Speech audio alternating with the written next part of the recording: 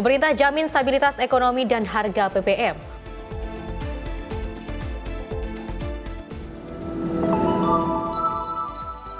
Polri jamin rekrutmen 2026 transparan dan bebas pungutan.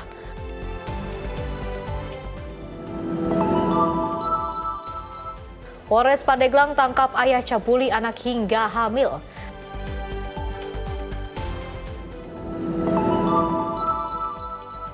Peringatan 40 hari wafatnya Ayatullah Ali Khamenei.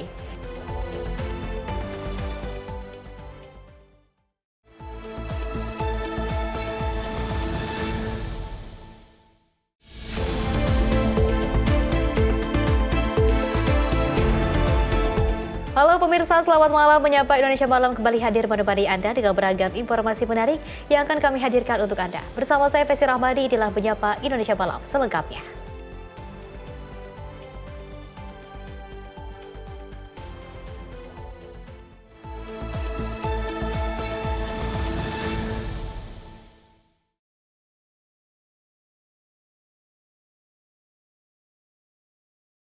Pemirsa, kita awali dengan berita utama dari pemerintah menegaskan kondisi ekonomi Indonesia tetap kuat di tengah tekanan global. Menko Bidang Pemberdayaan Manusia Muhaimin Iskandar juga menyampaikan Presiden Prabowo Subianto memberikan arahan agar seluruh jajaran bekerja maksimal menjaga stabilitas nasional.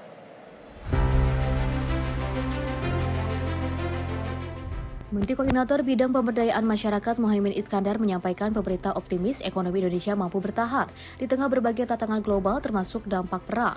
Hal ini disampaikan usai taklimat Presiden Prabowo Subianto pada rapat kerja Kabinet Merah Putih di Istana Merdeka Jakarta pada Rabu 8 April. Menurut Muhaimin, fondasi ekonomi nasional saat ini dinilai cukup kuat sehingga mampu menghadapi gejolak ekonomi dunia. Muhaimin juga menegaskan pemerintah memastikan tidak akan ada kenaikan harga BBM hingga akhir tahun 2026. Hal ini juga diharapkan dapat menjaga daya beli masyarakat serta mencegah gejolak di tengah ketidakpastian global. Intinya dua, yang pertama kita optimis dan sudah menunjukkan fakta bahwa ekonomi kita kuat menghadapi berbagai kondisi global terutama perang. Ini kuat, fondasi ekonomi kuat. Yang kedua, tidak ada kenaikan harga BBM. Itu yang pokok. Insya Allah sampai akhir tahun tidak akan ada kenaikan harga BBM. Sehingga tidak ada yang perlu dipanikkan, tidak ada yang perlu dikhawatirkan. Insya Allah kita akan bekerja total untuk kita memiliki daya tahan atau daya kekuatan menghadapi krisis yang terjadi di tingkat global terutama akibat perang. Yang ketiga, pejabat mulai menteri sampai birokrat kemarin diberi arahan oleh Presiden untuk tidak main-main, untuk betul-betul kerja keras. Tidak ada waktu untuk berhenti di dalam membangun percepatan transformasi bangsa. Dari Bogor, Jawa Barat, Ciana Bilah Mutia Anggiani, Simpo TV melaporkan. Pemirsa, Ketua Komisi 3 DPR RI Habibur Rahman juga mengapresiasi keberhasilan Direktorat Tindak Pidana Tertentu atau Diptidker Barreskrim Polri dalam mengungkap kasus penyelewengan BBM dan juga LPG bersubsidi.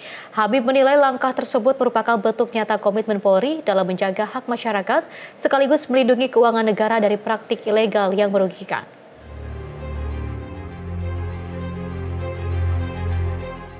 Direktorat Tindak Pidana Tertentu atau Ditpidter Barreskrim Polri berhasil membongkar 755 TKP kasus penyelewengan BBM dan LPG bersubsidi sepanjang tahun 2025 hingga April 2026.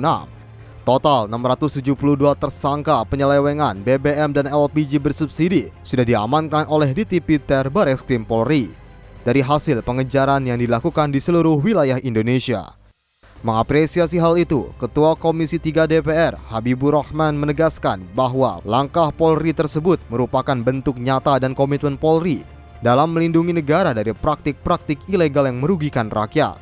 Menurutnya, pengungkapan besar tindak pidana terhadap kasus penyelewengan BBM dan LPG subsidi ini menjadi bukti keseriusan Polri dalam menegakkan hukum serta menjaga program subsidi bagi masyarakat agar tepat sasaran.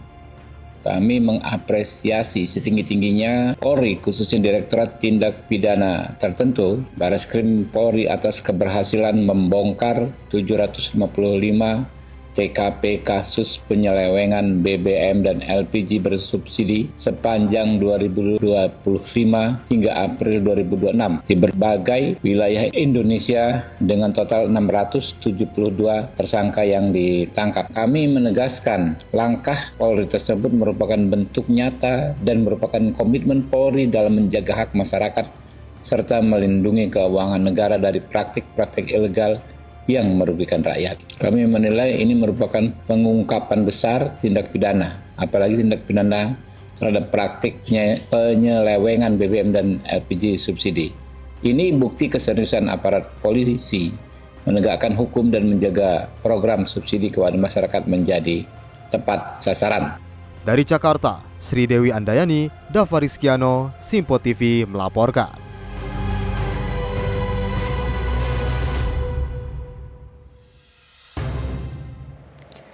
Pemirsa, sindikat BBM ilegal di Provinsi Lampung berhasil diungkap oleh Polda Lampung.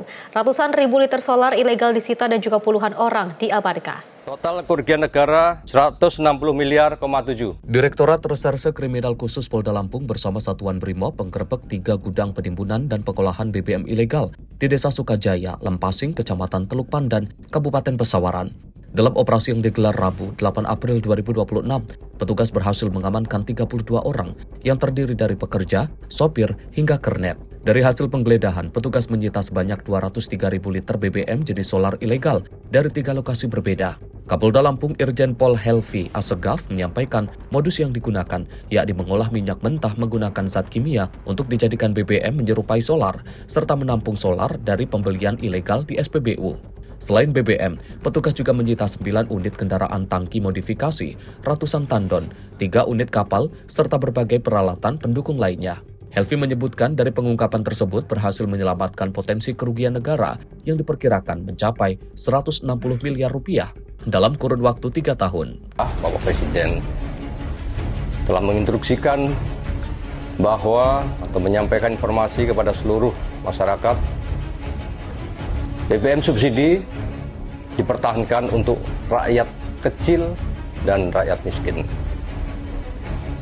Sehingga pada minggu lalu Bapak Kapolri mendapat perintah amanah langsung dari Bapak Presiden untuk melakukan penertiban terkait distribusi BBM subsidi. Total kerugian negara 160 miliar, 7 rupiah. Pasal yang dipersangkakan Undang-Undang Republik Indonesia Nomor 6 2023 atas perubahan peraturan pemerintah pengganti Undang-Undang Nomor 2 tahun 2022 tentang Cipta Kerja. Pasal 55 Undang-Undang RI Nomor 22 tahun 2001 tentang minyak gas bumi dipidana dengan pidana penjara paling lama 6 tahun dan denda paling tinggi 60 miliar rupiah. Jihan Nabila, Simpo TV melaporkan. Pemirsa, Menteri SDM Bahlil Lahadalia memastikan stok LPG nasional aman meski gejolak global terjadi. Indonesia mendapat pasokan dari berbagai negara termasuk Amerika Serikat dan Australia. Usai menghadiri rapat kerja pemerintah di Istana Negara Jakarta Rabu 8 April, Pemerintah Energi dan Sumber Daya Mineral Bahlil Lahadalia memastikan pasokan LPG untuk kebutuhan dalam negeri aman meski terjadi gejolak global akibat penutupan Selat Hormuz. Indonesia memperoleh suplai LPG dari berbagai negara, termasuk Amerika Serikat dan Australia, sehingga tidak tergantung pada jalur tersebut. Bahlil menyatakan cadangan LPG nasional kini aman dengan kapasitas di atas 10 hari, dan tambahan pasokan segera tiba dalam waktu dekat. Komunikasi intensif sedang dilakukan agar kapal pengangkut LPG dapat segera masuk ke Indonesia. Alhamdulillah sekarang cadangan kita untuk LPG kapasitasnya sudah di atas 10 hari. Sebentar lagi kapal kita masuk karena kita sudah ambil dari Australia, dari Amerika dan beberapa negara lain. Total yang kita ambil dari Selat Hormuz untuk crude, kita kan nggak pernah impor BBM jadi dari Timur Tengah, dari Middle East. Yang ada itu tinggal crude-nya aja. Crude-nya itu sekitar 20-25%. Dan kita sudah mampu mendapatkan penggantinya dari beberapa negara seperti Angola, Afrika, Nigeria, Amerika, dan beberapa negara lain. Jadi kita insya Allah udah clear lah. Selain LPG, pemerintah melakukan diversifikasi pasokan energi nasional, termasuk minyak mentah. dengan mengganti sebagian pasokan dari Selat Hormuz menggunakan negara alternatif seperti Angola, Nigeria, dan Amerika. Langkah ini membuat pemerintah optimistis ketahanan energi tetap terjaga meski situasi geopolitik global bergejolak. Tim redaksi Simpo TV melaporkan. Pemirsa, Dewan Komisioner Lembaga Penjamin Simpanan Anggito Abimanyu menyoroti banyak bank yang juga menawarkan bunga simpanan di atas tingkat bunga penjamin LPS. Kondisi ini juga menahan penurunan suku bunga kredit perbankan. Dalam rapat kerja bersama Komisi 11 DPR RI di Kompleks Parlemen Senayan Jakarta pada Kamis 9 April, Ketua Dewan Komisioner Lembaga Penjamin Simpanan Anggito Abimanyu menyatakan masih banyak bank yang menawarkan suku bunga simpanan di atas tingkat bunga penjamin LPS sehingga menahan penurunan suku bunga kredit perbankan. Sekitar 33% simpanan perbankan saat ini masuk kategori special rate untuk menarik dana nasabah yang juga berdampak pada meningkatnya biaya dana bank. LPS bersama KSSK mendorong perbankan mengurangi special rate dan juga memperkuat intermediasi untuk mendukung pertumbuhan kredit. Artinya bank-bank belum patuh kepada tingkat bunga penjaminan yang kita tetapkan. Dan ini menjadi salah satu alasan mengapa suku bunga kredit tidak bisa turun. Karena 33% porsi simpanan itu tergolong di atas tingkat bunga penjamin. Kami bersama dengan KSSK terus memantau dan memberikan arah agar bank-bank itu dapat melakukan ekspansi yang dibutuhkan untuk perekonomian kita. Anggito menambahkan TBP LPS kini disesuaikan dengan kondisi pasar setelah sebelumnya berada di bawah suku bunga pasar. Saat ini TBP ditetapkan 3,5% untuk simpanan rupiah di bank umum, 2% untuk falas dan juga 6% untuk BPR. LPS terus memantau perkembangan dana pihak ketiga dan penyaluran kredit agar perbankan dapat mendukung ekspansi ekonomi nasional. Tim redaksi Simpo TV melaporkan. Selain itu, pemirsa, dari Presiden Prabowo Subianto mendorong percepatan program elektrifikasi 100 gigawatt untuk mengurangi ketergantungan Indonesia pada impor BBM. Langkah ini menjadi bagian dari strategi nasional menuju kemandirian energi dan juga penggunaan sumber energi yang lebih bersih. Indonesia tengah mempercepat transisi energi bersih untuk mengurangi ketergantungan pada impor BBM. Sebagai bagian dari strategi ini, Presiden Prabowo Subianto mendorong program elektrifikasi 100 gigawatt. Langkah ini mencakup peralihan dari pembangkit listrik diesel ke energi yang lebih ramah lingkungan, termasuk penutupan 13 pembangkit listrik tenaga diesel milik PLN. Dalam peresmian pabrik kendaraan listrik PT VKTR Sakti Industries di Magelang, Jawa Tengah, Presiden Prabowo menjelaskan target program elektrifikasi 100 gigawatt dapat tercapai dalam 2 tahun. Penutupan PLTD diperkirakan akan menghemat hingga 200.000 barel BBM per hari, memberikan kontribusi besar terhadap penghematan energi nasional. Program listrifikasi 100 gigawatt. 100 gigawatt yang kita harapkan bisa dicapai dalam 2 tahun. Nanti tidak boleh ada lagi pembangkit listrik menggunakan diesel, menggunakan solar. Tidak. Dengan itu kita akan tutup pembangkit listrik tenaga diesel 13 buah yang di PLN akan kita tutup. Dari menutup itu kita akan menghemat 200.000 barrel sehari.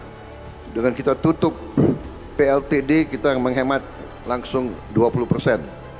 Dan dengan nanti 100 gigawatt kita juga akan menghemat sangat-sangat besar.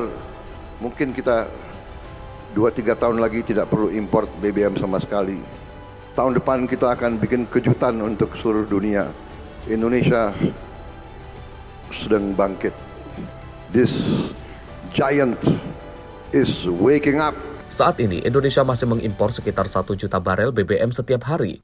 Pemerintah menilai bahwa program elektrifikasi akan memangkas impor BBM secara signifikan dalam 2 hingga 3 tahun mendatang. Presiden Prabowo menegaskan bahwa Indonesia memiliki sumber daya energi yang melimpah dan optimis mampu beralih sepenuhnya ke energi bersih dan mandiri. Tim redaksi Simpo TV melaporkan. Pemirsa, Presiden RI Prabowo Subianto menargetkan Indonesia mampu memproduksi mobil sedan listrik secara massal pada 2028. Langkah ini menunjukkan ambisi Indonesia untuk menjadi produsen kendaraan listrik sekaligus mendukung kemandirian energi nasional.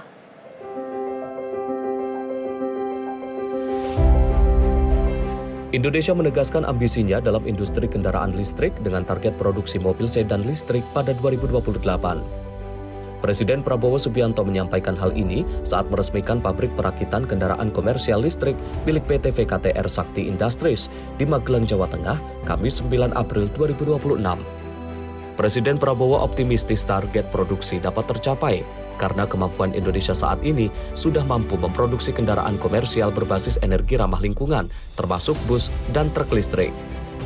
Capaian ini menjadi fondasi penting dalam mendukung swasembada energi nasional. Jadi hari ini saya sangat gembira, saya sangat bangga. Kita sekarang di Indonesia punya kemampuan untuk produksi bus dan truk dari listrik.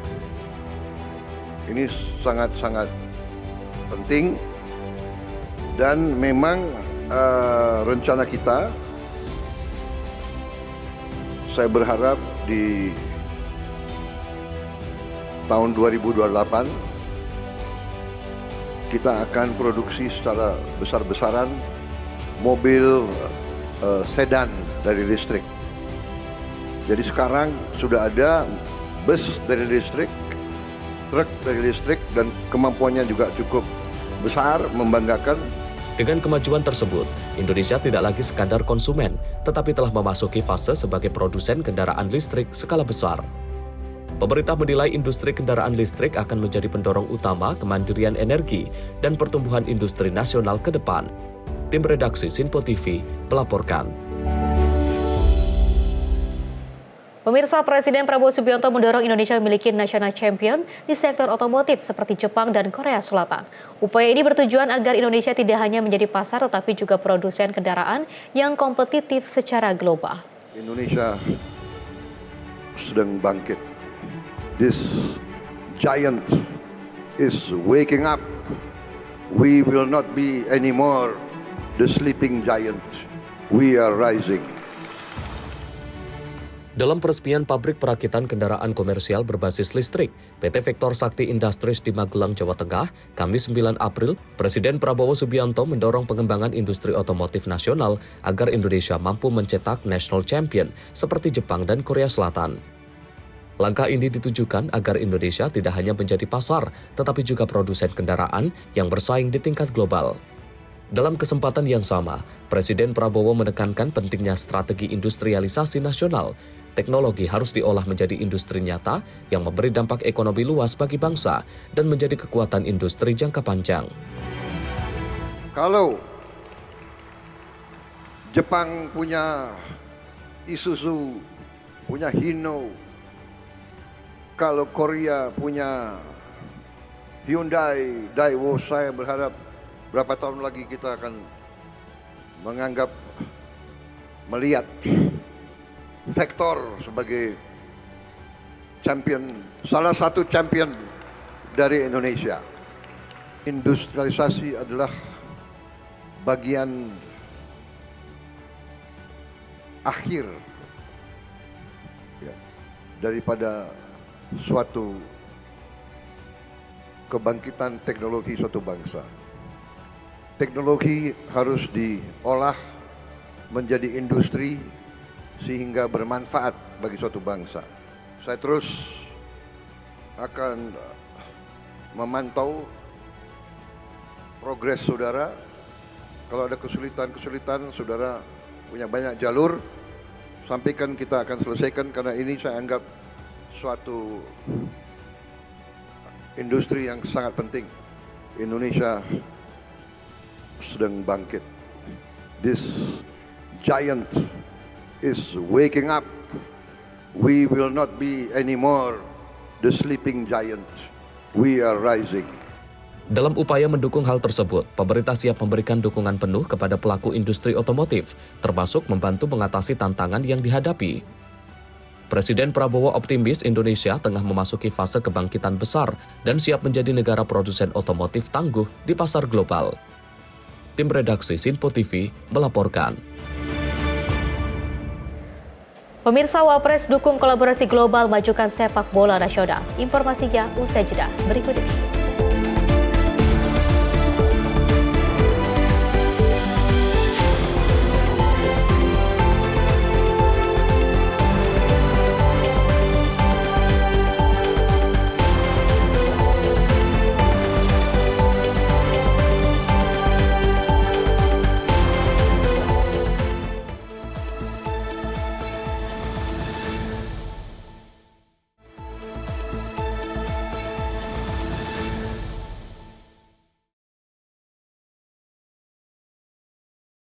Terima kasih pemirsa, Anda masih bersama kami dan kita lanjutkan informasinya. Polri memastikan proses rekrutmen anggota tahun 2026 dilaksanakan secara transparan dan juga akuntabel. Masyarakat pun diimbau untuk mewaspadai praktik percaloan dalam proses seleksi.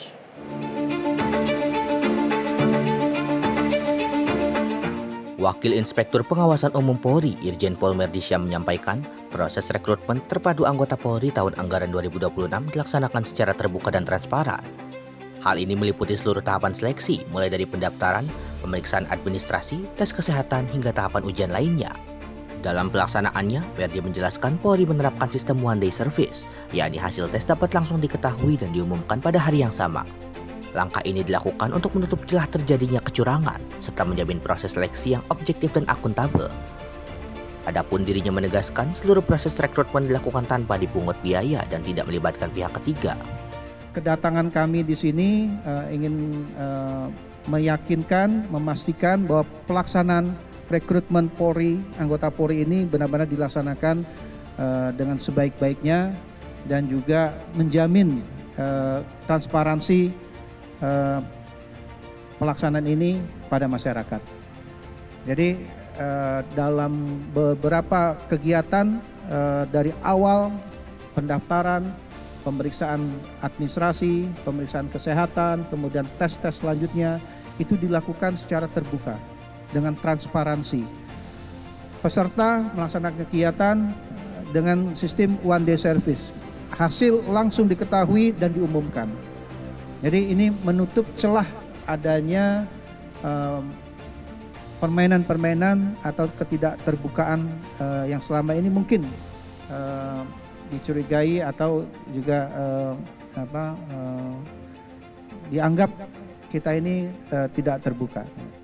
Dari Jakarta, Jihan Nabila Mutia, Arsya, Sinpo TV melaporkan.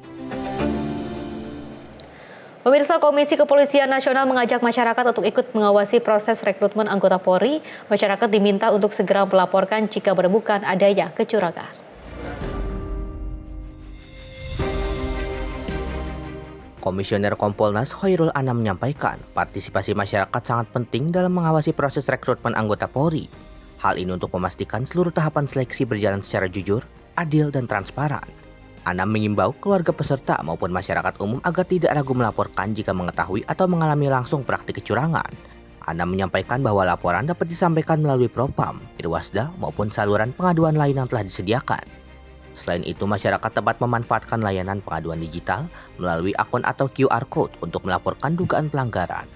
Langkah ini diharapkan dapat memperkuat pengawasan publik serta menutup celah terjadinya kecurangan dalam proses rekrutmen Polri. Kalau Anda semua, ya, keluarga, peserta seleksi, masyarakat, dan sebagainya, mendengar, melihat, atau bahkan terlibat langsung dalam proses kecurangan, laporkan. Laporkan kepada kepolisian, minimal laporkan kepada Propam, kepada Irwasda kalau di daerah, kepada Kompolnas, monggo, sama Irwasum kalau di pusat. Jadi kami mengajak seluruh masyarakat untuk juga bagian dari pengawasan. Kalau ada yang melakukan kecurangan dan sebagainya, ya apapun bentuk kecurangannya silakan laporkan. Nah itu Propam juga menyiapkan QR Code. Jadi kalau males ketemu ya atau nggak punya waktu ketemu dan sebagainya, manfaatkan QR Code ini untuk langsung melakukan pengaduan dan sebagainya. Dari Jakarta, Jihan Nabila, Mutia Arsya, Sinpo TV melaporkan. Pemirsa, kawasan transmigrasi terbukti menjadi lumbung pangan nasional yang strategis dengan kontribusi signifikan pada produksi beras. Melihat itu, Kementerian Transmigrasi dan juga Kementerian Pertanian telah melakukan kerjasama, salah satunya bantuan Al-Sintan.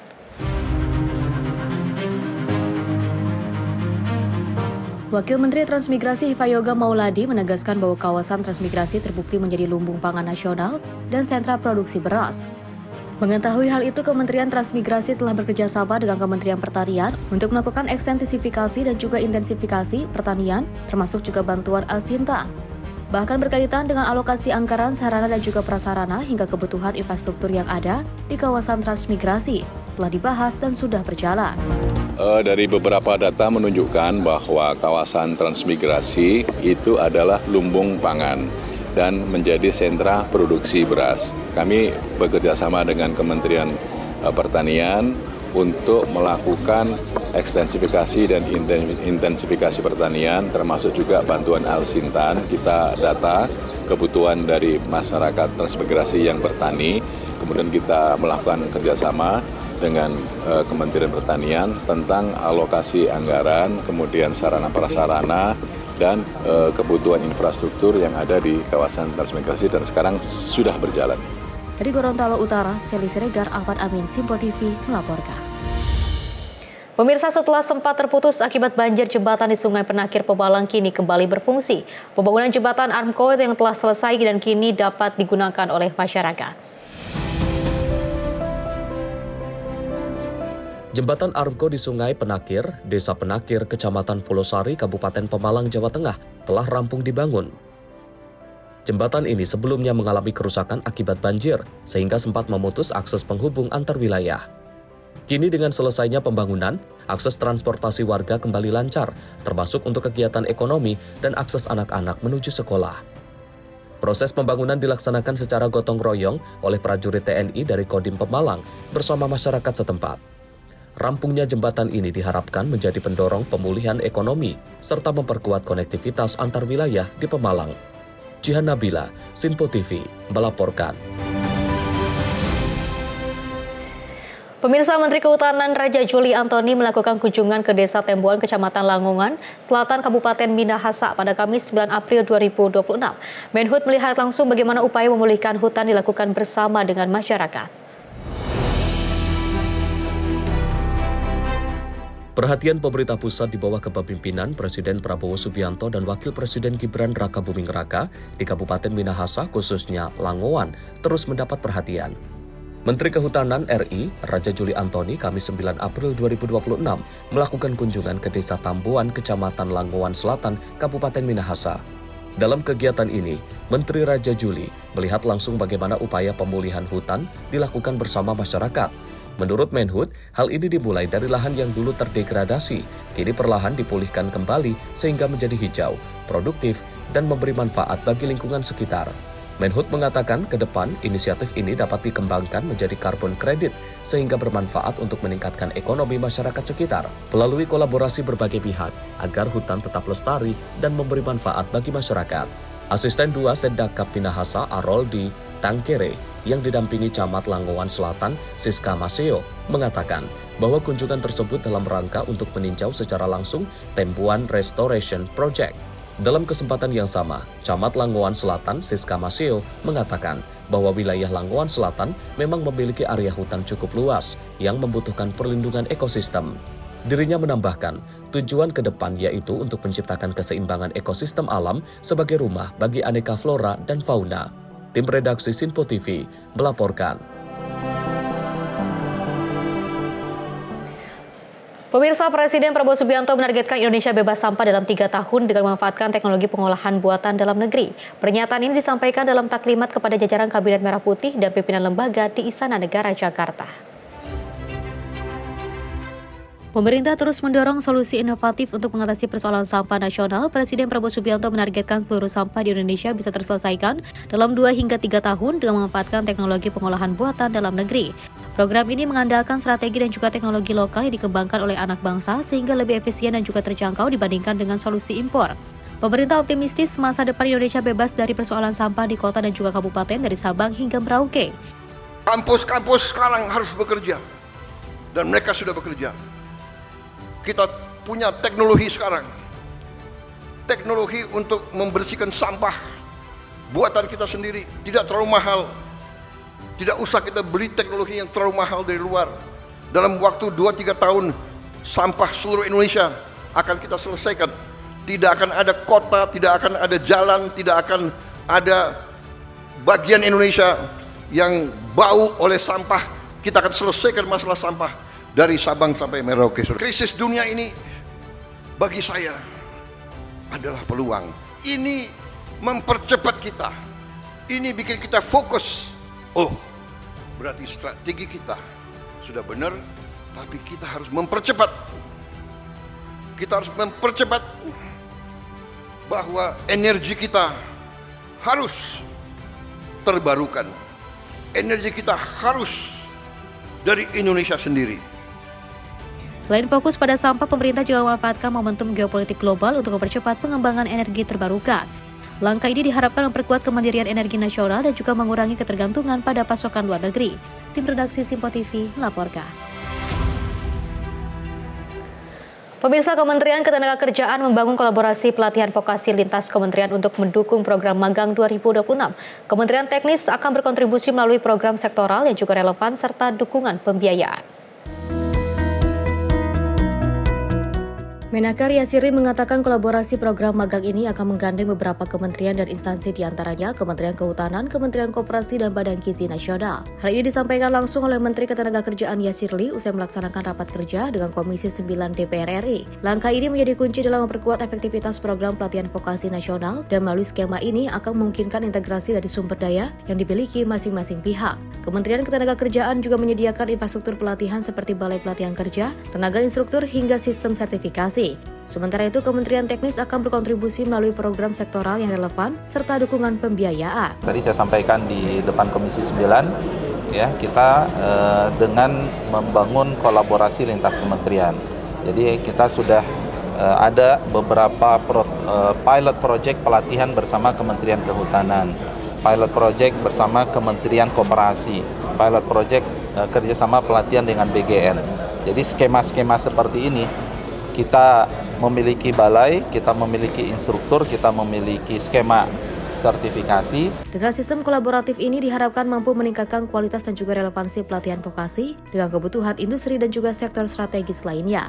Pelatihan secara online juga dilakukan untuk memperluas jangkauan peserta dan juga fleksibilitas proses pembelajaran. Dari Jakarta, Anggita Haryodo, Dava Rizkiano, Simpo TV melaporkan. Pemirsa, Pemprov DKI Jakarta pastikan pengawasan terhadap kinerja aparatur sipil negara selama kebijakan work from home setiap hari Jumat. Sejauh ini, Pemprov DKI telah menerapkan kebijakan tersebut hingga 50%. Gubernur DKI Jakarta, Pramono Anung, mengungkapkan saat ini pihaknya terus melakukan pengawasan kinerja ASN selama kebijakan hari pertama kerja dari rumah atau work from home dilakukan. Menurutnya, skema WFH ini diterapkan melalui instruksi pemerintah pusat dengan parameter 25 hingga 50% di masing-masing subbidang, subbagian, subkelompok, maupun unit kerja terkecil di Kota Jakarta. Kebijakan ini digulir sejak tanggal 1 April lalu, namun terkendala hari libur, sehingga efektivitas pelaksanaan dilakukan sekarang. Diketahui, selama skema WFH ini, seluruh ASN harus mengisi presensi daring pada pagi dan sore hari melalui situs web absensimobilejakarta.co.id. Hal ini diungkapkan Pramono saat meninjau proses pengerukan kali kanal banjir barat di Jakarta Pusat Jumat pagi. Jakarta sudah membuat instruksi Sekda, kita sudah membuat rapat.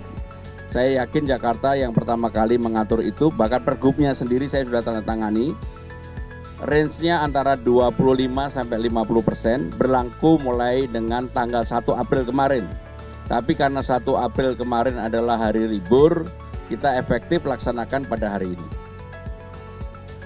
Ya, pengawasan kalau di Jakarta yang gitu kan infrastrukturnya udah cukup kuat. Lebih lanjut, Pemprov DKI akan terus memantau serta menindak tegas pihak ASN Pemprov DKI yang terbukti melanggar kebijakan. Dari Jakarta, Max Munte, Wildan Fadlan, Simpo TV melaporkan. Pemirsa, Pemprov DKI akan menerbitkan sejumlah area parkir liar yang masih beroperasi hingga saat ini di sejumlah wilayah Jakarta. Nantinya penertiban akan mulai digelar dari kawasan Mall Grand Indonesia hingga RSCM. Parkir liar di sejumlah wilayah DKI Jakarta marak terjadi hingga saat ini. Untuk itu, Gubernur DKI Jakarta, Pramono Anung, memastikan segera melakukan penertiban area parkir liar.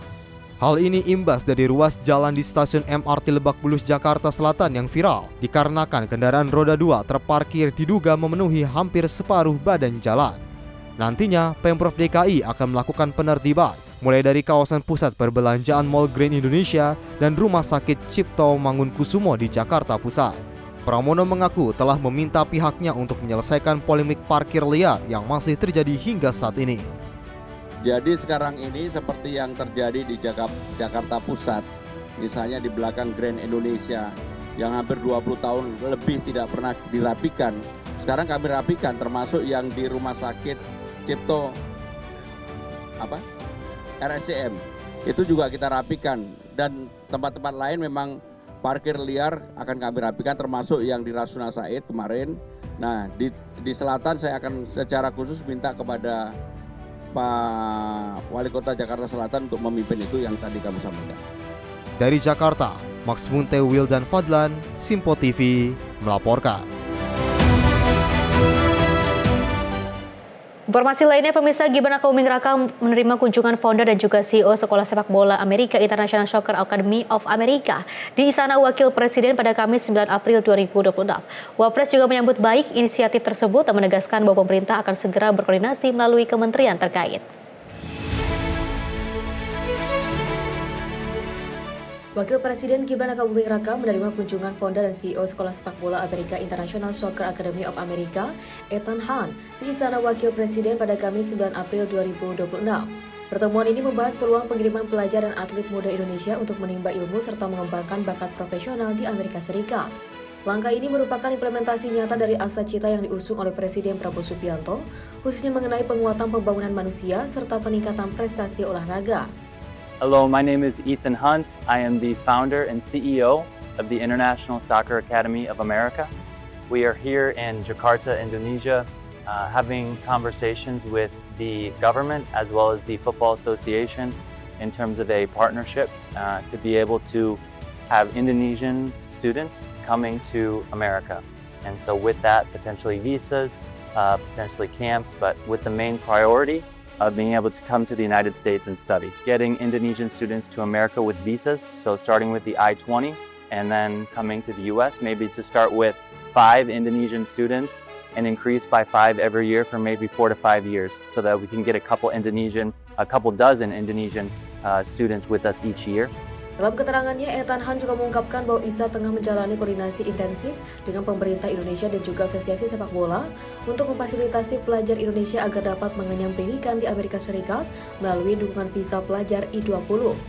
Program ini dirancang bukan hanya sebagai kamp pelatihan singkat, melainkan jalur pendidikan formal di universitas dan juga sekolah menengah yang terintegrasi dengan pengembangan karir profesional sepak bola.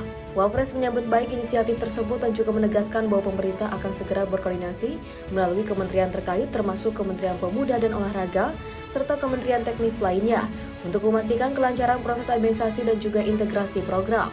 Selain mengirim talenta lokal ke luar negeri, kerjasama ini juga membuka peluang pertukaran budaya di mana atlet muda dari Amerika Serikat akan didorong untuk datang dan juga bermain di Indonesia. Pertukaran timbal balik ini juga diharapkan dapat memperkuat ekosistem sepak bola nasional dan mempererat hubungan bilateral melalui jalur olahraga. Tim redaksi Simpo TV melaporkan. Pemirsa, istri napi nekat selundupkan sabu 11,1 gram. Informasinya usai jeda berikut ini.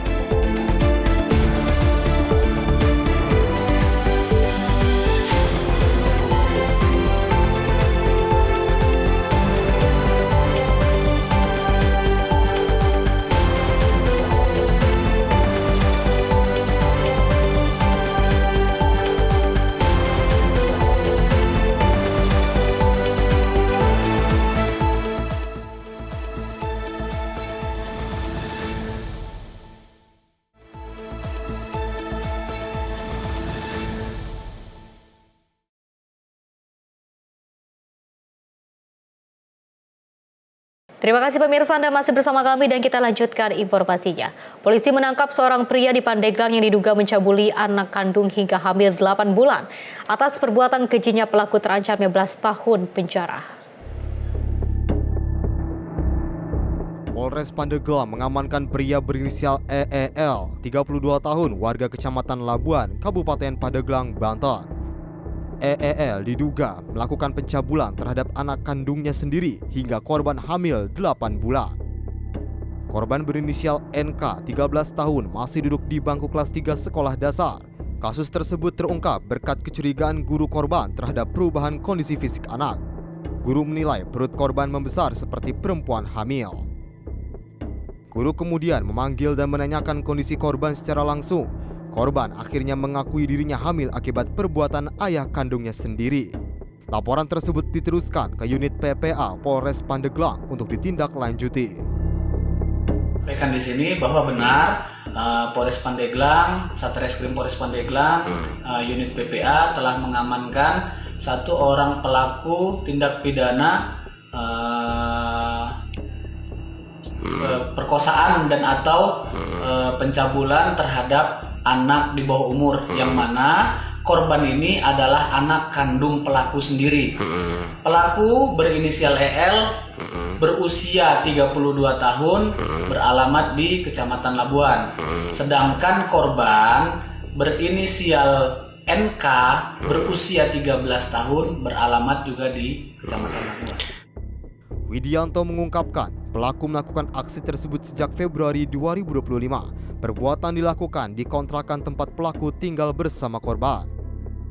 Pelaku kini telah diamankan di rutan Polres Pandeglang, sementara korban ditempatkan di rumah aman untuk perlindungan. Pelaku dijerat pasal persetubuhan dan pencabulan terhadap anak, ancaman hukuman maksimal mencapai 15 tahun penjara. Tim redaksi Simpo TV melaporkan. Pemirsa, saat pulang sekolah, seorang siswi sekolah menengah pertama di Jalan Kamar Raya Tegal Alur Kalideres, Jakarta Barat diduga menjadi korban pelecehan seksual oleh seorang pria tak dikenal. Saat diamankan, pihak keamanan setempat, rekan-rekan korban yang kesal terhadap terduga pelaku berusaha mengejar guna melampiaskan kemarahan mereka, namun berhasil dihalau oleh petugas keamanan.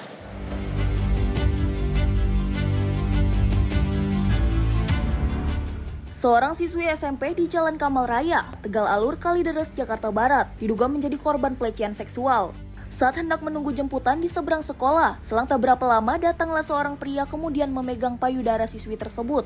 Korban yang kaget kemudian lari ke arah pos satpam sambil menangis dan melaporkan kejadian yang baru saja dialami tersebut kepada orang tua dan pihak sekolah. Mendapati laporan tersebut, pihak keamanan sekolah mencari keberadaan orang tersebut bersama orang tua korban. Saat dihampiri oleh orang tua korban, terduga pelaku terlihat sedang duduk di warung, di mana terduga pelaku langsung diamankan petugas keamanan. Saat akan digelandang ke kantor polisi terdekat, rekan-rekan korban yang kesal dengan aksi tak terpuji tersebut, kemudian terus mengejar terduga pelaku guna melampiaskan kemarahan mereka, namun berhasil dihalau petugas keamanan. Ayo bang, kemarin kejadian jam berapa tuh bang? Yang kerajaan itu, dan yang abang tahu katanya pelakunya sangat kecil. Saya maksudnya sekitar jam 2 kayaknya. Soalnya saya kesininya pas kejadiannya. Saya belum datang. Jadi yang tahu kejadiannya tukang mie. Soalnya saya kesini mah maksudnya saya mah belum datang pas kejadian. Berapa orang itu korbannya katanya? Dengar sih 1 orang kan. Ini katanya apa? Yedika katanya apa? SMP katanya. SMP. Saat orang tua korban bertemu dengan pelaku, itu pada saat pelaku lagi di mana bang? Katanya di belakang katanya. Lagi duduk-duduk aja di situ. Pada saat dibawa, pada saat ketemu orang tua korban, pelaku dibawa masuk ke dalam sekolah. Iya katanya Pak. Soalnya saya mah kurang merhatiin juga. Kejadian udah pulang sekolah tuh ya? Lagi pas ada. Belum, masih ada anak sekolah ya. Oh, masih ada yang sekolah? Oke. Hingga saat ini belum ada keterangan resmi dari pihak sekolah maupun pihak kepolisian. Namun kasus pelecehan tersebut kini tengah ditangani pihak kepolisian Polsek Kalideres. Tim Liputan Simpo TV melaporkan. Selain itu, pemirsa, aksi nekat seorang perempuan yang juga hendak menyelundupkan narkotika jadi sabu ke dalam lapas kelas 2A Bancai, Kota Bandung berhasil digagalkan oleh petugas. Modus yang juga digunakan pelaku terbilang rapi, yakni dengan menyembunyikan barang seberat 11,1 gram itu di dalam kemasan bumbu mie instan. Tindakan penyelundupan narkoba semakin bervariasi. Kali ini petugas Lembaga Permasyarakatan kelas 2A Bancai, Kota Bandung menggagalkan penyelundupan paket narkoba jenis sabu yang dimasukkan dalam kemasan kecil bumbu mie instan. Kamis 9 April 2026, pelaku diketahui berinisial NRA yang tidak lain adalah istri dari salah satu seorang warga binaan di lapas tersebut yang berinisial RH. Kepala Lapas kelas 2A Bancai, Eris Ramdhani, menjelaskan bahwa pengungkapan upaya penyelundupan sabu ini bermula dari kewaspadaan petugas piket. Pada Kamis pagi sekitar pukul 10, seorang pengunjung NRA datang ke halaman depan lapas dengan maksud menitipkan makanan untuk suaminya. Namun gerak-gerik pengunjung tersebut memancing kecurigaan petugas. Sesuai dengan prosedur operasi standar, petugas kemudian membongkar dan memeriksa secara teliti barang titipan tersebut. Eris menuturkan paket sabu-sabu tersebut ditunjukkan kepada warga binaan berinisial RH yang saat ini tengah menjalani masa hukuman 8 tahun penjara atas kasus tindak pidana narkoba. RH diketahui bukan penghuni lama di Lapas Bancuy. Sementara itu, NRA langsung pergi setelah menitipkan makanan tersebut kepada petugas. Saat ini pihak Lapas Bancuy telah berkoordinasi dengan Satres Narkoba Polrestabes Bandung untuk memburu pelaku. Identitas NRA juga telah dikantongi dan pihak kepolisian tengah melakukan tahap pengejaran. Di sisi lain, petugas lapas juga tengah melakukan pendalaman dan meminta keterangan langsung dari RH terkait temuan barang haram ini. Lebih lanjut, Eris menegaskan bahwa pihaknya tidak akan memberikan celah sedikit pun bagi peredaran narkoba di dalam lingkungan lapas. Pengawasan dan pemeriksaan barang bawaan pembesuk akan terus diperketat. Tim redaksi Sinpo TV melaporkan.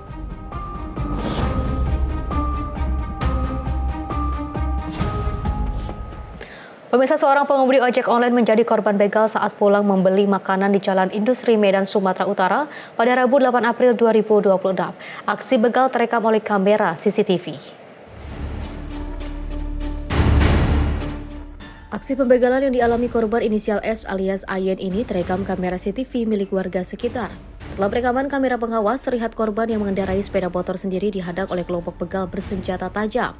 Korban yang tak ingin terluka dengan cepat menjatuhkan sepeda motornya yang baru dibeli beberapa pekan lalu. Satu pelaku yang mengancam korban dengan senjata tajam kemudian membawa kabur sepeda motor korban. Kepala Lingkungan Tiwi Kamis 9 April 2026 mengatakan saat itu korban yang tinggal tidak jauh dari lokasi kejadian baru pulang membeli makanan. Di tengah perjalanan, korban dipepet 8 pelaku begal yang mengendarai 4 sepeda motor. Korban diancam dengan senjata tajam oleh para pelaku untuk menyerahkan sepeda motor yang baru dibelinya. Dia mengatakan bahwa dia pulang dari membeli makanan, dia dari Jalan Wahidin itu, Wahidin masuk ke rel kereta api, dan dia nggak tahu tuh dipepet gitu. Pas dia mau masuk ke Jalan Industri, baru dia di situ dia dibegal. Terus dari belakang kan ada dari CCTV di belakang kan macam ada dia begal itu, cuma dia karena dia langsung dicampakkannya keretanya itu, makanya dia langsung begal itu lari sekitar 8 orang, dia 4 kereta. Kasus pembegalan ini kini sudah dilaporkan korban ke Polsek Medan Area. Dari Medan, Sumatera Utara, jurnalis Sinpo TV melaporkan. Pemirsa, seorang ibu rumah tangga di Kabupaten Pandeglang, Banten menjadi korban penipuan usai berkenalan dengan seorang pria melalui telepon genggam. Sepeda motor korban raib dibawa lari pelaku saat keduanya bertemu. Haliza, seorang ibu rumah tangga asal Kecamatan Panibang, Kabupaten Pandeglang, Banten, hanya bisa terdiam lesu usai menjadi korban kejahatan dengan modus kenalan via ponsel. Peristiwa bermula saat korban berkenalan dengan seorang pria yang belum pernah ia temui sebelumnya. Setelah intens berkomunikasi melalui telepon, keduanya akhirnya sepakat untuk bertemu di sebuah minimarket di wilayah Kecamatan Carita. Saat sedang berbincang santai, pelaku kemudian berdalih meminjam kendaraan korban untuk membeli sesuatu dan mengisi daya baterai handphone di bagian depan minimarket. Korban yang sudah menaruh kepercayaan baru tersadar telah ditipu setelah pelaku tak kunjung kembali dan membawa kabur motor miliknya. Jadi gini, tadi pagi ada yang nelpon, ngajakin ketemuan. Kebetulan saya mau ganti oli ke Panimbang, jadi saya sampai di situ di terminal Tarogong, iya. Terus naik motor ke sini. Saya mampir ganti oli di samping Pantai Kodok itu. Baru saya langsung ke sini. Iya, Pak, saya jajan di dalam lagi belanja. Dia mau ngecas handphone, saya lupa itu kuncinya dipegang dia. Siapa yang bawa motor? Dia, orang itu. Oh, itu ya? Iya. Nah, terus ibu masuk ke dalam, kunci dipegang sama dia. Terus dianya sendiri masuk nggak? Iya, dia masuk ke dalam. Terus dia keluar mau ngecas handphone katanya di sini. Tadi dia nanya di petugas, katanya ada buat ngecas di sini di luar, di atas galon ini. Jadi dia keluar, saya belanja, pas saya keluar dia udah nggak ada. Menanggapi laporan korban, anggota Polsek Carita Bribka Yudi Hartono mengatakan pihaknya tengah melakukan penyidikan mendalam. Polisi akan mengumpulkan bukti-bukti di lokasi kejadian, termasuk memeriksa rekaman CCTV minimarket guna mengidentifikasi ciri-ciri pelaku. Saya menerima laporan dari warga, ada kejadian kehilangan motor di Indomaret ya, samping Alfamidi, Carita. Begitu menerima laporan, saya langsung ke TKP dan betul, motor tersebut sudah tidak ada di TKP. Dan orang tersebut korbannya lagi berbelanja. Nah, namun kami ngobrol-ngobrol, cerita panjang sama korban, akhirnya betul bahwa motor tersebut adalah dibawa sama laki-laki yang baru dikenalnya. Nah, itu. Korban orang Tanjung Lesung pengakuannya, dan ini juga pelaku pengakuannya orang Rangkas Bitung. Hingga saat ini petugas masih melakukan pengejaran terhadap pelaku. Masyarakat diminta untuk lebih waspada dan tidak mudah memberikan fasilitas kendaraan kepada orang yang baru dikenal guna menghindari modus kejahatan serupa. Dari Pandeglang, Banten, jurnalis Simpo TV melaporkan. Peristiwa lainnya, pemirsa, sempat hilang dicuri komplotan maling kendaraan mobil box pengangkut barang jasa ekspedisi yang juga hilang dicuri di kawasan Jalan Penjagalan Pekojan, Tambora, Jakarta Barat. Akhirnya dapat diamankan kepolisian unit Reskrim Polsek Tambora bersama Satlantas Jakarta Barat. Mobil box tersebut dipadati petugas ketika tengah terparkir tanpa ada pengemudi di bahu ruas Jalan Letjen 5 Perman, Jakarta Barat, yang menyebabkan kepadatan lalu lintas dari arah Tomang menuju Slipi Palmerah.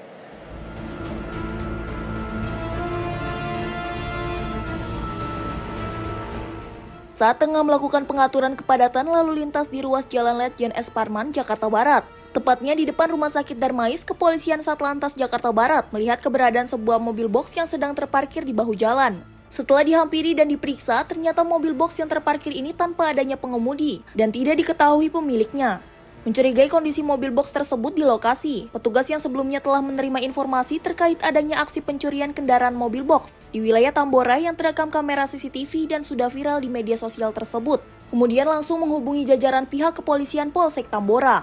Mendapati laporan tersebut, tim Buser Unit Reskrim Polsek Tambora langsung bergerak cepat mendatangi lokasi. Setelah petugas melakukan pemeriksaan terhadap bodi kendaraan mobil box tersebut, ternyata benar saja kendaraan ini sama persis dengan kendaraan mobil box yang telah dicuri di depan sebuah ruko jasa ekspedisi di Jalan Penjagalan, Kelurahan Pekojan, Tambora 2 hari lalu.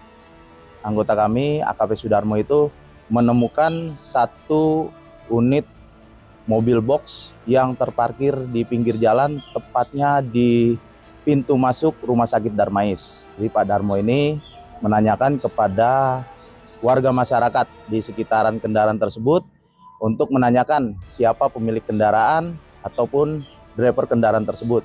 Namun dari warga setempat itu tidak ada yang mengetahui untuk pemilik ataupun driver kendaraan tersebut. Akhirnya tidak lama kami mendapatkan informasi juga dari Kanit Lantas Polsek Tambora itu bahwa telah terjadi pencurian kendaraan mobil box berwarna putih. Tidak lama kemudian piket reskrim dan panit reskrim dari Polsek Tambora datang ke TKP untuk melihat langsung kendaraan tersebut dan mengecek. Dan setelah mengecek, ditemukan bahwa memang betul kendaraan itu adalah kendaraan yang dimaksud atau yang sudah terjadi pencurian di wilayah hukum wilayah Polsek Tambora. Usai ditemukan kembali dalam waktu kurang lebih 2 kali 24 jam tersebut, korban pemilik mobil box memberikan apresiasi terhadap pihak kepolisian. Pasalnya, mobil box tersebut merupakan kendaraan yang setiap hari digunakan korban untuk mengangkut barang ekspedisi usaha miliknya. Saya senang sekali, Pak. Yang penting saya mengucapkan terima kasih untuk Bapak Kapolsek Tambora ya, khususnya ini udah kerja keras, terus sama Bapak Lantas ya, udah ya semuanya kompak. Terima kasih ya Bapak ya.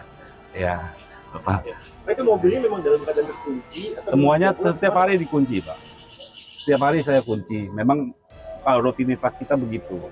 Cuma kita tinggal ya nggak tahu, memang udah diincar, nggak ngerti lah itu. Kalau dari rekaman TV ini Bapak ada sempat kenal nggak Pak sama pelakunya Pak? Nggak kenal sama sekali, Pak. Itu kendaraan buat operasional? Iya, operasional kirim barang, Pak. Setelah dicocokkan dengan surat-surat kendaraan yang sah dimiliki korban, polisi pun mengembalikan mobil box tersebut kepada korban. Sementara itu, hingga saat ini, polisi tengah memburu 2 orang pelaku pencuri kendaraan mobil box tersebut yang masih buron. Tim Liputan Simpo TV melaporkan.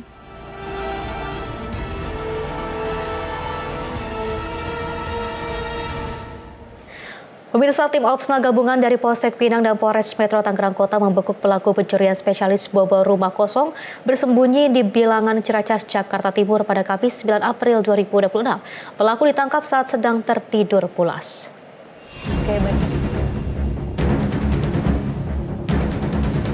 Berakhir sudah pelarian BD setelah ditangkap polisi saat tertidur pulas di rumah di Balangan Ciracas, Jakarta Timur. Pelaku merupakan buruan polisi selama 2 pekan berdasarkan laporan korban warga Pinang yang juga telah kehilangan barang berharga berupa perhiasan emas senilai 100 juta rupiah pada 22 Maret 2026 lalu. Polisi melakukan penyelidikan melalui rekaman CCTV pelaku saat beraksi dan saat ini pelaku diamankan di Mapolsek Pinang untuk menjalani pemeriksaan intensif dari penyidik. Ditemui pada Kamis 9 April 2026 siang, Kapolsek Pinang Ibtu Aditya Wijanarko mengatakan dari hasil pemeriksaan pelaku adalah residivis kasus pencurian dengan modus bobol rumah kosong dan telah berulang kali beraksi di wilayah Tangerang Raya. Pelaku beraksi seorang diri dengan memilih rumah secara acak dan setelah memastikan rumah dalam kondisi kosong, pelaku masuk ke dalam dengan merusak teralis jendela berbekal obeng yang juga kerap dibawanya. Alhamdulillah, semalam tim gabungan Opsnal Satreskrim Polres Metro Tangerang Kota bersama Opsnal Polsek Pinang berhasil mengamankan 1 orang diduga pelaku pencurian dengan modus bobol rumah. Adapun kronologisnya kejadian tanggal 22 Maret 2026, korban meninggalkan rumah sebentar membeli sarapan. Setelah kembali ke rumahnya, tiba-tiba korban menyadari bahwa rumahnya dalam keadaan rusak dan barang-barang berharga miliknya hilang. Kerugiannya adalah seperangkat perhiasan emas yang dilaporannya itu ditaksir nilainya kerugian hampir 100 juta. Pelaku inisial BD melarikan diri sampai ke Jawa Tengah dan semalam alhamdulillah berhasil diamankan di daerah Ciracas, Jakarta Timur. Pelaku seorang diri dan setelah diperiksa yang bersangkutan adalah residivis dengan kasus pencurian yang sama. Untuk hasil kejahatan setelah dilakukan interogasi, dilakukan pemeriksaan, hasil kejahatannya digunakan untuk keperluan sehari-hari. Saat ditangkap, pelaku telah menjual seluruh hasil curian perhiasan emas dan uang hasil kejahatan digunakan untuk memenuhi kebutuhan sehari-hari dan membeli berbagai barang. Atas perbuatannya, pelaku harus kembali mendekam di sel tahanan dengan dijerat pasal 477 KUHP tentang pencurian dengan pemberatan. Pihak kepolisian mengimbau kepada masyarakat untuk memberikan informasi kepada tetangga apabila hendak meninggalkan rumah dalam kondisi kosong untuk mengantisipasi kasus terjadi pencurian. Dari Tangerang, Banten, jurnalis Simpo TV melaporkan. Dia. Selain itu, pemirsa, pencurian sepeda motor di kawasan Duren Sawit, Jakarta Timur digagalkan korbannya. Pelaku berhasil ditangkap saat mencoba melarikan diri dari kejaran massa.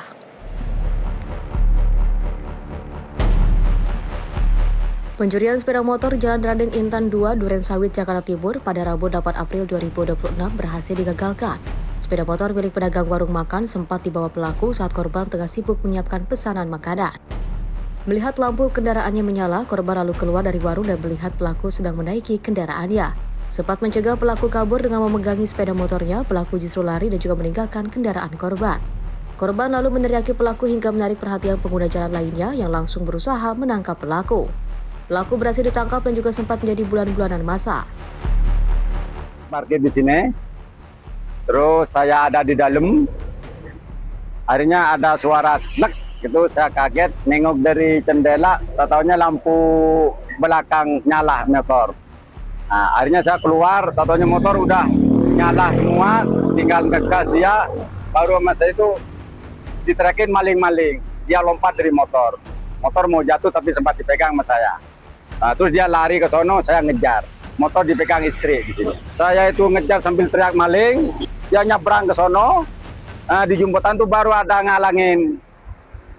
Ngalangin arah pakai motor, dia langsung ngalangin, dia pegang tapi sempat nggak kuat lah ibaratnya dia megang. Terus datang warga kan di tempat warga, baru ada warga datang langsung dipegang, dia diamanin di situ. Pelaku setahu saya itu sendiri.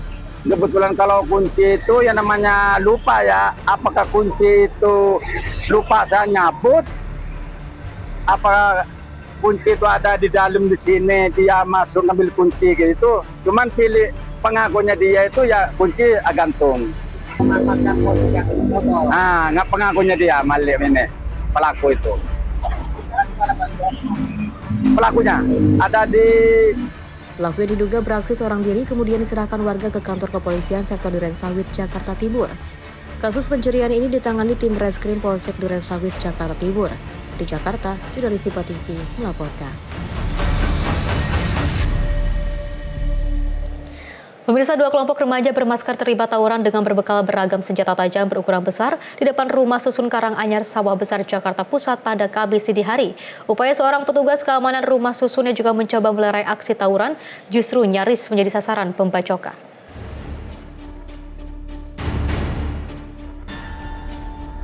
Aksi tawuran antara 2 kelompok remaja tangguh ini terjadi di depan rumah susun Karanganyar, Sawah Besar, Jakarta Pusat pada Kamis 9 April 2026. Bak di medan perang, kedua kelompok remaja yang bertikai membekali diri dengan senjata tajam berukuran jumbo.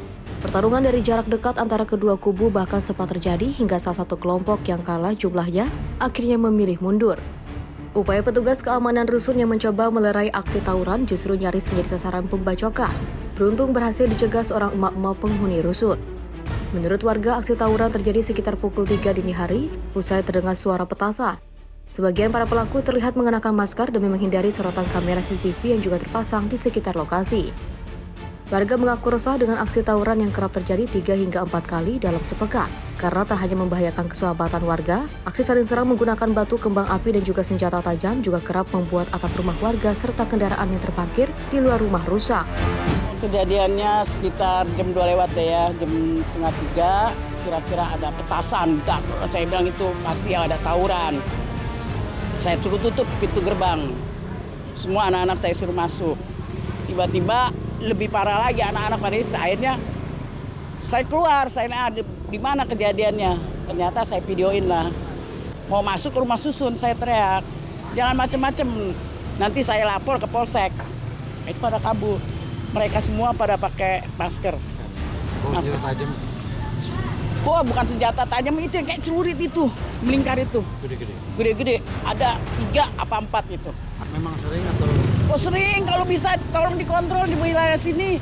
Karena sasarannya pasti dari ujung sana sampai ujung sini itu. Kadang-kala suka cari sensasi aja gitu. Mungkin nggak tahu buat konten, tapi kan membahayakan walaupun konten itu. Selama ini warga resah kan? Bukan resah lagi, justru kita takut. Mereka masih pada sekolah, kan kita kesian juga. Selain mendesak aparat kepolisian menangkap para pelakunya, warga juga meminta petugas untuk melakukan patroli rutin pada malam hingga menjelang subuh, agar aksi tawuran tidak kembali terjadi. Dari Jakarta, jurnalis Simpo TV melaporkan. Pemirsa, seorang wanita di Kota Malang, Jawa Timur melaporkan suaminya ke polisian usai ketahuan memasukkan jenis kelamin. Korban melapor karena suaminya ternyata seorang wanita yang mengaku pria. Nasib sial terjadi pada Intan Anggraeni, 36 tahun, warga Polehan, Kota Malang, yang menikah dengan Ervastido Renaldi, suaminya yang ternyata adalah seorang wanita. Kedok suami terbongkar saat keduanya menjalani malam pertama usai melangsungkan pernikahan pada 3 April 2026 di rumah korban. Mengetahui hal ini, keluarga korban langsung mengusir pelaku dari rumah korban. Namun pelaku mengancam bakal menculik dan juga melaporkan balik korban jika lapor polisi. Dari keterangan korban, semenjak berkenalan dengan pelaku tidak ada sesuatu yang aneh dan mencurigakan terjadi. Selain pelaku yang terus mendesak korban untuk segera melangsungkan pernikahan dan membuat paspor untuk bulan madu ke Thailand. Pelaku menjanjikan banyak kekayaannya, rumah, uang, hingga penghidupan layak jika korban mau segera menikah. Ternyata pelaku bohong dan nekat memalsukan seluruh dokumen demi bisa menikah dengan korban. Terus mulai pacaran tanggal 14 Februari.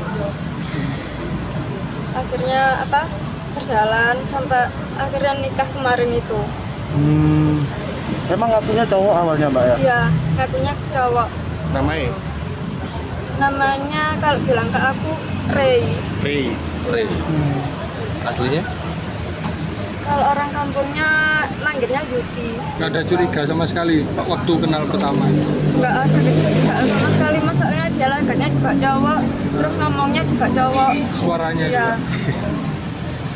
Akhirnya taunya itu pas malam pertama. Atas kejadian ini, korban mengaku trauma dan enggan untuk kembali bekerja. Sementara laporan kasus ini sudah diterima dan juga tengah dalam penanganan Satreskrim Polresta Malang Kota. Dari Malang, Jawa Timur, Tim Liputan Simpo TV melaporkan. Pemirsa, kebakaran hebat menghanguskan lapak penampungan limbah kayu dan B3 di Kampung Baluk, Desa Nambo Udi, Kecamatan Cikande, Kabupaten Serang, Banten pada Rabu 9 April 2026. Truk pengangkut limbah serta mes karyawan hangus dilalap api. Kobaran api dengan cepat merembet dan juga membakar seluruh area lapak limbah di Kampung Baluk, Desa Nambo Udi, Kecamatan Cikande pada Rabu 8 April 2026. Kobaran api semakin menggila karena banyaknya material limbah berbahaya dan beracun yang mudah terbakar dan tiupan angin kencang. 1 unit mobil truk pengangkut limbah yang terparkir di lokasi ikut terbakar karena api semakin tidak terkendali. Petugas pemadam kebakaran berjibaku memadamkan api hingga malam hari karena sulitnya mencari sumber air di lokasi. Sejak pukul 16, info terima. Itu yang kebakaran apa? Info yang terbakar saat ini limbah kayu beserta ada limbah B3-nya juga. Di lokasi di mana ya? Lokasi di Kampung Balu. Informasinya ada 1 unit mobil truk ya yang ikut kebakar ya? Yang kami terima 1 unit mobil truk pengangkut limbah, kemudian kamar tidur karyawan. Kalau untuk korban jiwa? Untuk korban jiwa tidak ada. Kalau penyebabnya apa? Kalau penyebabnya belum diketahui dengan pasti ya Pak. Kita masih dalam pemadaman. Nanti setelah api sudah dinyatakan padam, baru kami minta konfirmasi kebenarannya. Berapa mobil damkar yang dikerahkan? Untuk di lokasi saat ini 3 unit mobil pemadam kebakaran dari Damkar Kabupaten Serang 1 unit, Damkar Kabupaten Serang Pos Jawilan 1 unit, dan Damkar kawasan industri modern. Ada kesulitan nggak untuk memadamkan api? Kesulitan pertama adalah titik airnya yang jauh, kemudian angin yang kencang, sehingga api. Sebanyak 3 unit armada pemadam kebakaran dari Kabupaten Serang dan kawasan industri modern Cikande diterjunkan ke lokasi. Akibat insiden ini, arus lalu lintas di sekitar lokasi kebakaran sempat mengalami kemacetan panjang karena banyaknya warga yang menonton. Hingga saat ini, Polsek Cikande masih melakukan penyidikan guna mengetahui penyebab pasti munculnya api. Tidak ada korban jiwa dalam peristiwa ini, namun kerugian ditaksir mencapai ratusan juta rupiah. Dari Serang, Banten, jurnalis Simpo TV melaporkan. Pemirsa, informasi lainnya akan terus kami hadirkan usai jeda berikut ini.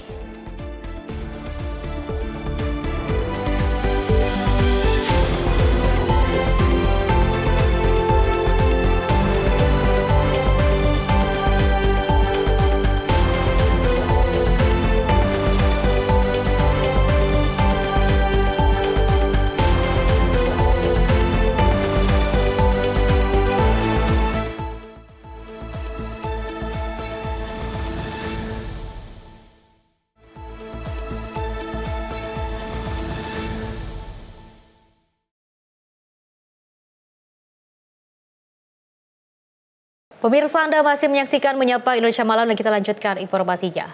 Israel kembali melancarkan serangan udara ke wilayah Lebanon Selatan meskipun gencatan senjata masih berlaku.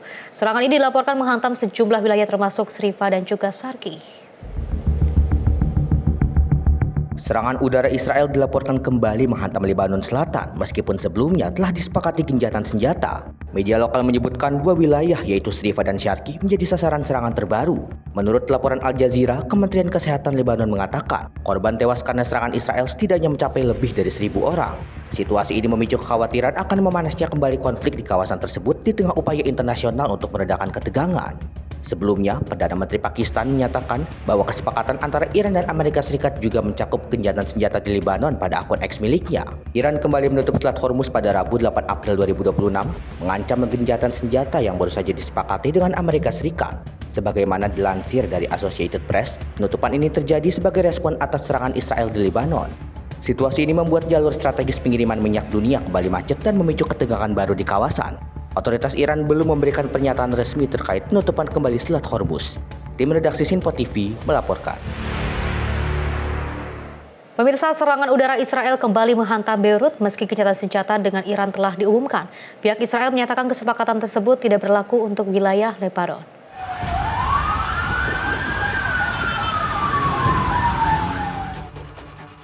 Serangan terjadi hanya beberapa jam setelah pengumuman gencatan senjata dalam konflik antara Amerika Serikat dan Iran yang sebelumnya diharapkan dapat meredakan ketegangan di kawasan. Otoritas Israel menegaskan operasi militer di Lebanon akan terus berlanjut dengan menargetkan kelompok bersenjata Hizbullah sebagai bagian dari strategi keamanan mereka. Sementara itu, pihak mediator seperti Pakistan menyebut gencatan senjata seharusnya berlaku secara menyeluruh termasuk di Lebanon untuk mencegah meluasnya konflik ke wilayah lain. Serangan terbaru ini menyebabkan kerusakan luas dan menambah tekanan terhadap warga sipil di tengah konflik yang telah menyebabkan banyak korban serta meningkatkan risiko krisis kemanusiaan di lapangan. Israel juga menyatakan akan melanjutkan operasi darat di wilayah selatan Lebanon sebagai bagian dari upaya menekan aktivitas militer Hizbullah dan memperkuat kontrol keamanan di perbatasan. Hingga kini, perbedaan penafsiran terhadap cakupan gencatan senjata masih menjadi sumber ketegangan dan berpotensi mengganggu upaya deeskalasi di kawasan di tengah tekanan internasional untuk mendorong perdamaian. Tim redaksi Sinpo TV melaporkan.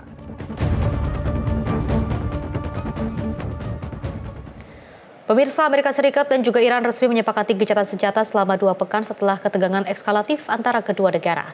Menteri Pertahanan Amerika Serikat menyebut keputusan ini sebagai langkah damai dari Presiden Donald Trump.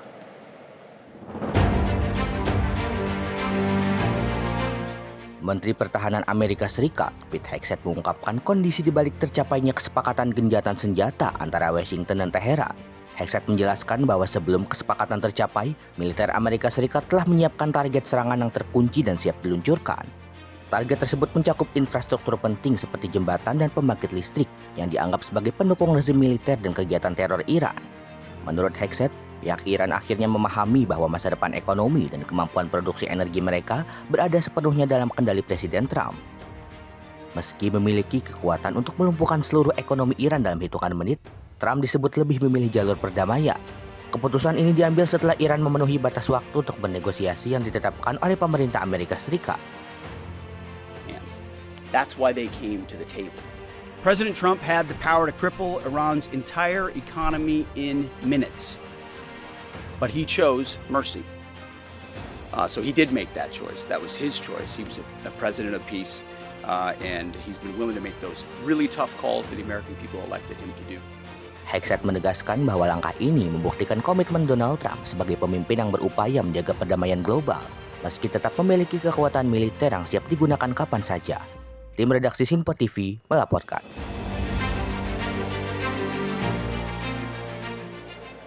Pemirsa, pemerintah Indonesia menanggapi temuan awal PBB terkait gugurnya 3 personel TNI di Lebanon. PLT Direktur Keamanan dan juga Perdamaian Internasional Kemenlu menyampaikan Indonesia mendesak agar investigasi diselesaikan secara menyeluruh dan juga transparan. Pemerintah Indonesia telah menerima temuan awal PBB terkait gugurnya 3 personel TNI dalam misi UNIFIL di Lebanon. Kementerian Luar Negeri mendesak PBB untuk menuntaskan investigasi secara menyeluruh agar penyebab insiden bisa dipastikan. PLT Direktur Keamanan dan Perdamaian Internasional Kemenlu, Veronica Vika-Rompis, menyatakan bahwa laporan awal dari United Nations Department of Peace Operation menjelaskan insiden yang terjadi pada 29 dan 30 Maret 2026. Serangan pertama diduga berasal dari proyektil tank Merkava milik Israel. Sementara serangan kedua kemungkinan akibat alat peledak improvisasi IED terkait Hizbullah. Pemerintah Indonesia telah mencatat hasil investigasi tersebut dan meminta agar PBB dapat menuntaskan investigasi secara menyeluruh. Dan kita juga mendukung agar UNIFIL dapat menyampaikan protes secara resmi kepada para pihak yang terkait. Semua tindakan yang membahayakan para personel pemelihara perdamaian ini merupakan pelanggaran yang serius terhadap hukum internasional dan tidak boleh dibiarkan terus-menerus. Indonesia menegaskan pentingnya akuntabilitas atas kematian personel pemelihara perdamaian dan mendukung protes resmi UNIFIL terhadap pihak terkait.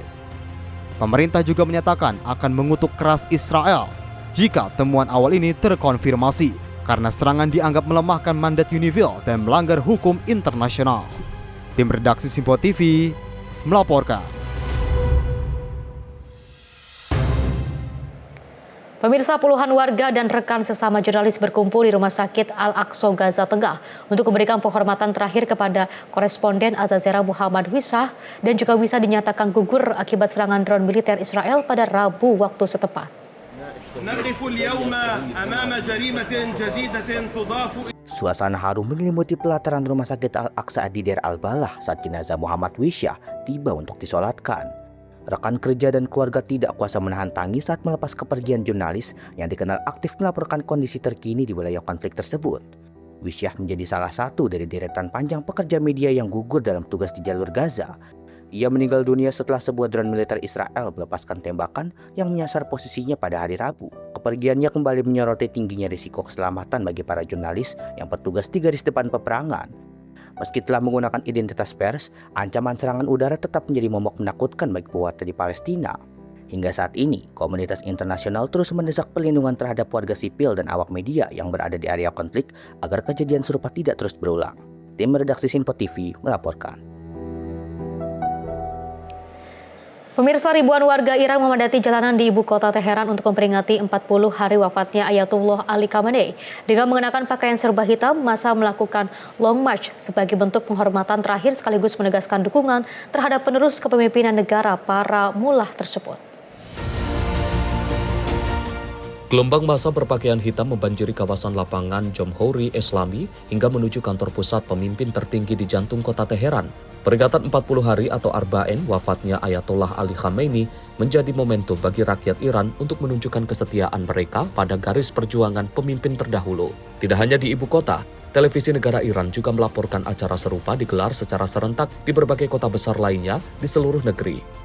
Dalam aksi ini, para pelayat menyatakan dukungan penuh kepada pemimpin baru dan menegaskan bahwa semangat perlawanan Iran tidak akan padam. Dalam pernyataannya, sejumlah warga juga menyuarakan penolakan keras terhadap negosiasi dengan pihak Barat. Mereka menuntut penghentian total eksistensi militer Amerika Serikat di Timur Tengah serta terus mendukung perjuangan melawan Israel. Peringatan ini dijadwalkan akan berlangsung hingga malam hari di bawah pengawalan ketat otoritas keamanan setempat. Sayyid Ali rafت Sayyid Mujtaba amad.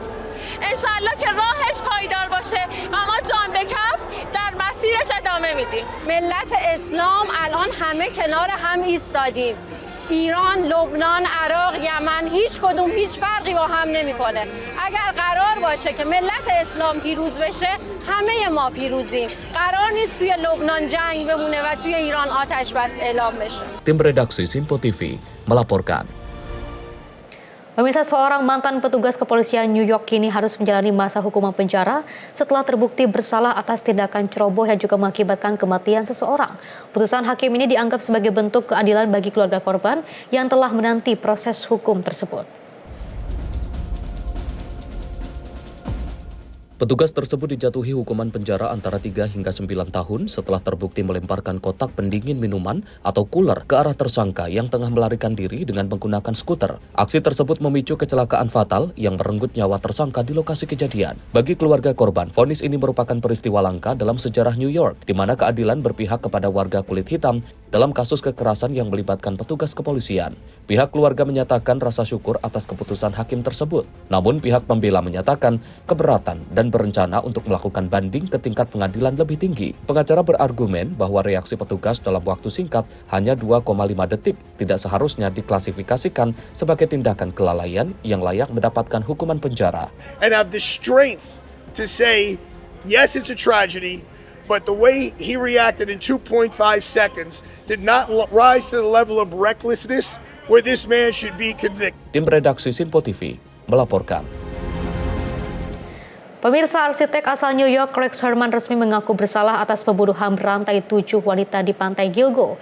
Pengakuan di persidangan pada Rabu 9 April 2026 sekaligus mengakhiri misteri kasus yang telah menghantui publik selama 16 tahun.